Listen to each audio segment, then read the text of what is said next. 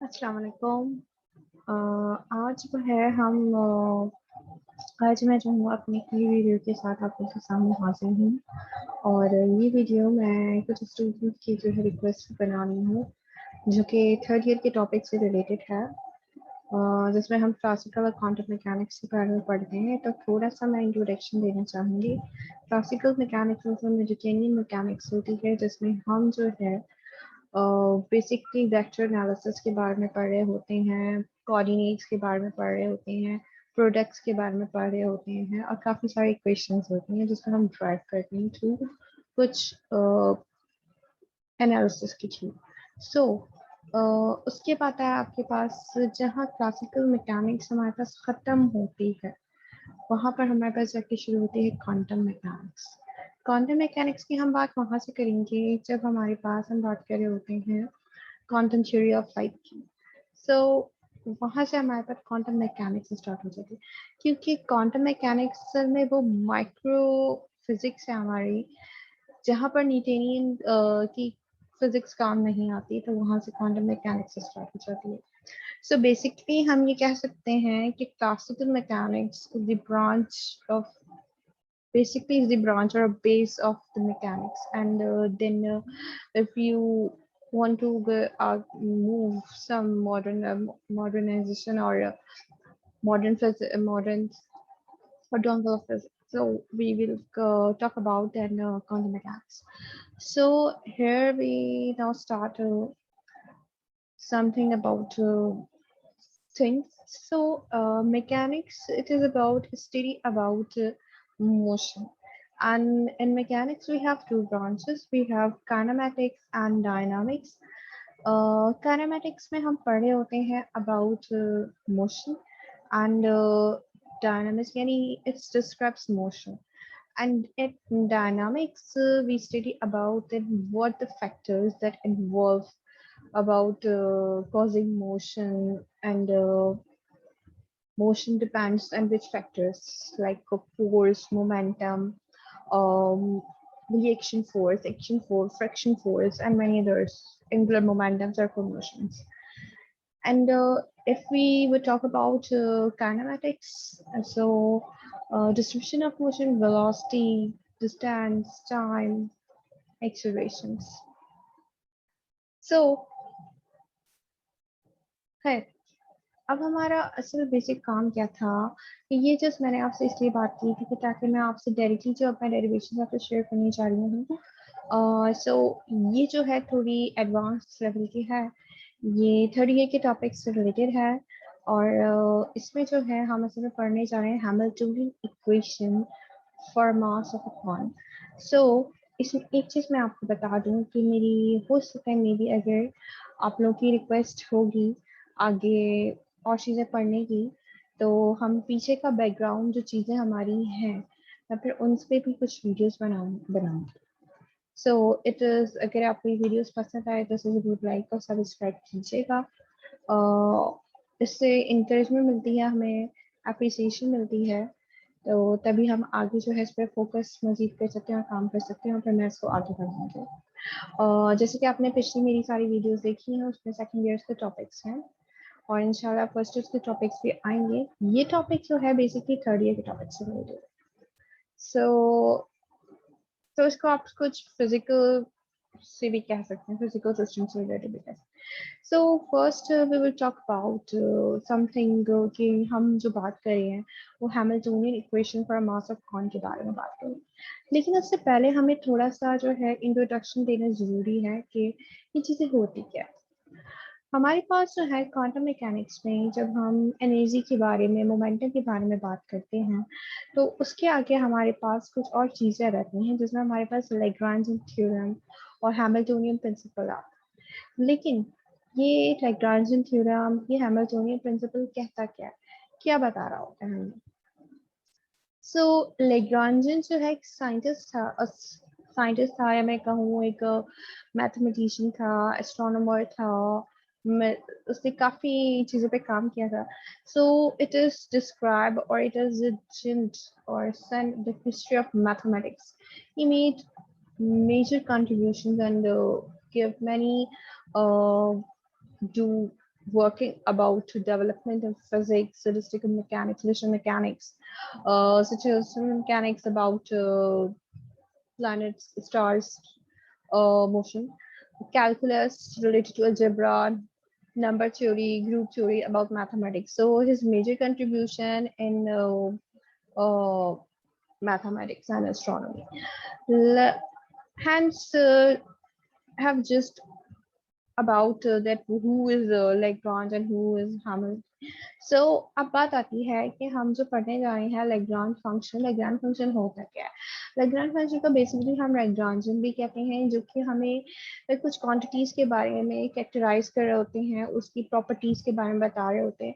तो असल में हमारे पास जो लेग्रांजियन होता है ये हमें बताता है that कैरेक्टराइजेस the state of a physical system. यानी अगर आपके पास कोई सिस्टम है तो उस सिस्टम में अगर कोई पार्टिकल मौजूद है या कोई ऑब्जेक्ट मौजूद है और अगर वो कहीं एग्जिस्ट करता है तो उसकी पोजीशन क्या हो सकती है, उसकी वेलोसिटी क्या हो सकती है। और अगर वो किसी पोजीशन की जब हम बात करते हैं तो हम बात करते हैं कोऑर्डिनेशन सिस्टम की, जिसमें हमारे पास डिफरेंट तरह के प्रोडक्ट्स आ जाते हैं, कोऑर्डिनेशन सिस्टम आ जाते हैं। उसमें कुछ फोल्डर्स भी होते हैं, कैनोनिकल सिस्टम भी होता है हमारे पास।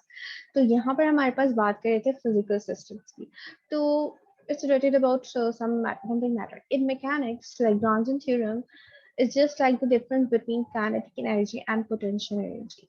And kinetic energy about energy of motion and potential energy describe the energy of position. यानी potential energy में हमारे पास अगर हमारे पास height में हमें position में change आता है तो वो describe करता है हमारी potential energy को। और अगर हमारे motion में change आ रहा है यानी हमारी velocity में displacement में change आ रहा है तो वो डिस्क्राइब करता है हमारी बॉडी की काइनेटिक एनर्जी को, हमारे सिस्टम की काइनेटिक एनर्जी को। मीन्स मिसाल के तौर पर अगर आप की बॉडी जो है, आप किसी बॉडी पे बहुत ज्यादा फोर्स लगाएंगे तो जाहिर सी बात है उसकी वेलोसिटी जो है वो बढ़ जाएगी, वेलोसिटी में चेंज आएगा, वेरी होगी और एक्सेलरेशन प्रोड्यूस होगा। और एक्सेलरेशन और वेलोसिटी बढ़ जाने की वजह से ये वजह बनेंगी हमारे पास काइनेटिक एनर्जी बढ़ने की। और अगर हम बात करें पोटेंशियल एनर्जी की तो पोटेंशियल एनर्जी रिलेट करती है, जिसकी बात करी मैंने आपसे पोजीशन की। तो it's talk about the height. So potential energy में हम बात करते हैं हाइट की। अगर हमारे पास हाइट का डिफरेंस आता है, हाइट वेरी करती है सिस्टम की, डिस्टेंस वेरी करता है, सो हम कह सकते हैं कि पोटेंशियल एनर्जी में चेंज आता है about things about something motion. So now I'm moving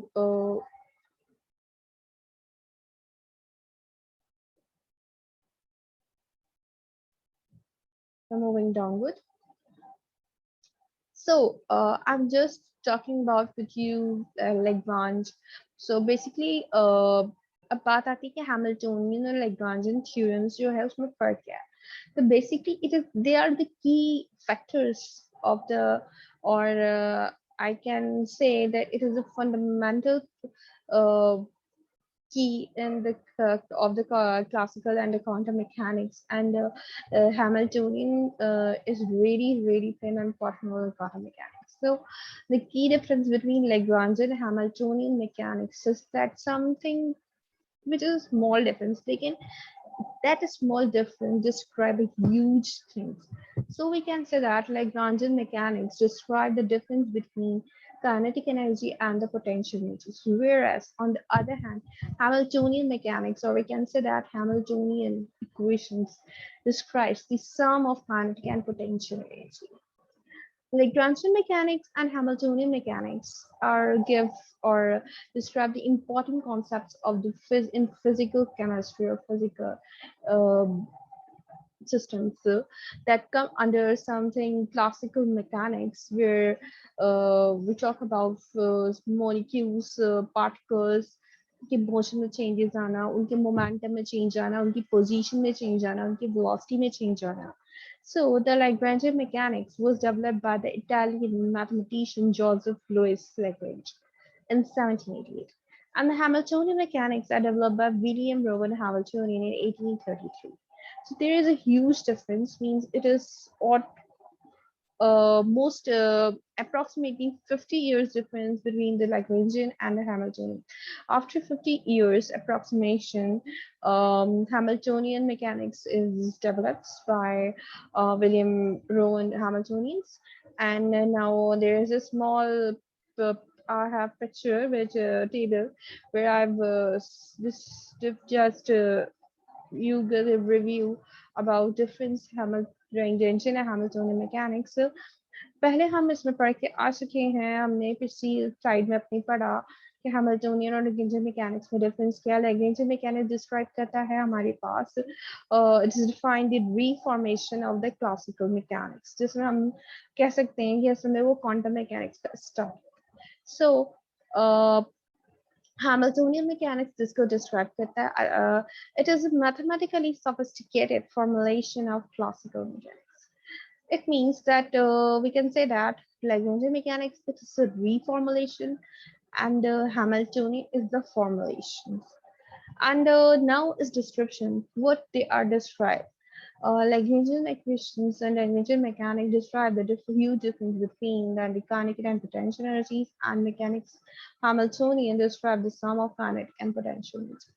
On the other hand, sum of kinetic and potential energy basically is the sum of they are the sum of is equals to the total energy of the system, and total energy it is always conserved because according to the law of conservation of energy, is to say that energy can neither be created or nor be destroyed. So it means that the Hamiltonian is equals to the total energy of the system, and it is always conserved. And it's developed by mathematicians Joseph Lagrange, which who is uh, Italian mathematicians, and quantum Hamiltonian mechanics by William Rowan Hamiltonian and Architecture. In Lagrangian theorem, we use Cartesian coordinates, and in Hamiltonian mechanics, we use canonical coordinates. Now we will talk about that what we have to do. I'm just talking about with you about this introduction, something about Lagrangian and Hamiltonian mechanics. Now we will move on the our derivations. इसको जो है मैंने खुद जो है वो पूरा drive किया है, इसके एक एक स्टेप इसमें मौजूद हैं। सो बुक्स में जो है शॉर्टली डिस्क्राइब होता है, तो मैंने कोशिश की है कि इसमें इसको सही से आपको समझा सकूं। तो अगर आपको समझ आए तो मुझे अपने फीडबैक से ज़रूर आगाह कीजिएगा, मुझे बहुत खुशी होगी। सो इसमें हम Hamiltonian equation for a mass of cone पढ़ने जा रहे हैं। ये मैंने जो है वो हमारे जेड वाई और एक्स एक्सिस बनाए हैं। इसमें मेरे पास ये कोन है, ये जो जेड एक्सिस है, ये जो जेड है वो डिस्क्राइब कर रहा है इस कोन की हाइट को, और ये जो है मेरे पास ये जो है ये जो डिस्टेंस है ये रॉ है इवन और जो कि हमारे पास जो है और जो सी है हमारे पास जो फाई है, सॉरी जो फाई है वो है आपके पास एंगल है। सो हमारे पास ये असल में क्या है कि हमने जो है एक बॉडी कंसिडर की है, a body of mass m which is limited to move on the frictional surface। एक बॉडी है, ये एक सिस्टम है जिसका मास हमारे पास क्या है m है, which is limited or we can say that which is confined or constrained to move on the frictionless surface। वो जो मूव कर रही है वो एक ऐसे सरफेस पे मूव कर रही है जो कि फ्रिक्शनलेस है, कोई फ्रिक्शन नहीं है वहां पर, ऑफ अ वर्टिकल कॉन। कोई भी अगर मैं वेट वहां पर रख दूं तो उस वर्टिकल कॉन में मैं कह रही हूँ कि वो मूव कर रहा है, जबकि मेरे पास जो रॉ है वो बराबर है c into z के। c is the constant। For example, for cylindrical coordinates, polar coordinates, so raw, phi, and z are polar coordinates, where z greater than 0. Under gravitational field, which we call g, or something acceleration due to gravity vertically present in this axis, z and phi are generalized coordinates। z and phi जो है वो generalized coordinates है, means I have no I did not find the value and मुझे z और phi की values नहीं पता, तो मैं इनको ये कह रही हूँ कि ये generalized coordinates हैं। So तो हम ड्राइव करते जाते हैं, लेकिन हमें इसको इस डेरिवेशन को देखने से पहले कुछ स्टेप्स को हमें फॉलो करना पड़ेगा कि हमें क्या क्या काम करना है। तो सबसे पहले हम क्या करेंगे कि first we will find T. T means आपके पास ये क्या है, डिस्क्राइब कर रहा है काइनेटिक एनर्जी। यू, यू आपको डिस्क्राइब कर रहा है पोटेंशियल एनर्जी को। एल, एल आपको डिस्क्राइब कर रहा है लैग्रैन्जियन को, as in Lagrangian mechanics. Okay. Then number 2, हम फाइंड करेंगे some generalized movements, यानी कुछ मोमेंटम्स हम फाइंड करेंगे। लाइक हमारे पास वो फाई का भी हो सकता है मोमेंटम, जेड का भी हो सकता है, जेड डॉट का भी हो सकता है। और देन हम पॉइंट नंबर 3 पे हम फाइंड करेंगे हैमिल्टोनियन। और जब हैमिल्टोनियन हमें फाइंड हो जाएगा तो फिर हम जो है, जो हमारे पास फाई और हमारे पास जो जेड है, इसके हमारे पास दो दो इक्वेशंस आएंगे। Now we move on, get the equations of motions, जिसको हम इक्वेशंस ऑफ मोशंस कह रहे हैं, क्योंकि हमारा जो सिस्टम है वो डिस्क्राइब किस पे हो रहा है, फाई और जेड पे, और रो जो वो है उसकी वो लेंथ है। Gate the equations of motion from Hamiltonian equation, we will get two equations, हमें दो इक्वेशंस बनेंगी जो कि सम ऑफ दीज इक्वेशंस, यानी जिसको हम ड्राइव करने जा रहे हैं वो उन दो इक्वेशंस का सम होगी।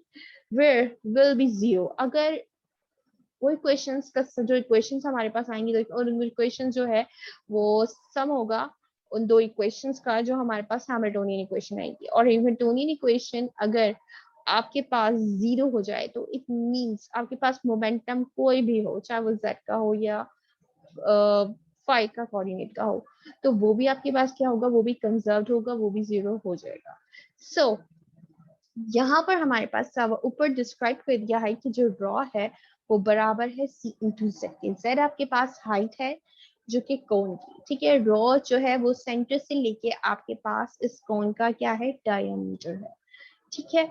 और सी जो है वो एक कांस्टेंट को रिप्रेजेंट कर रहा है।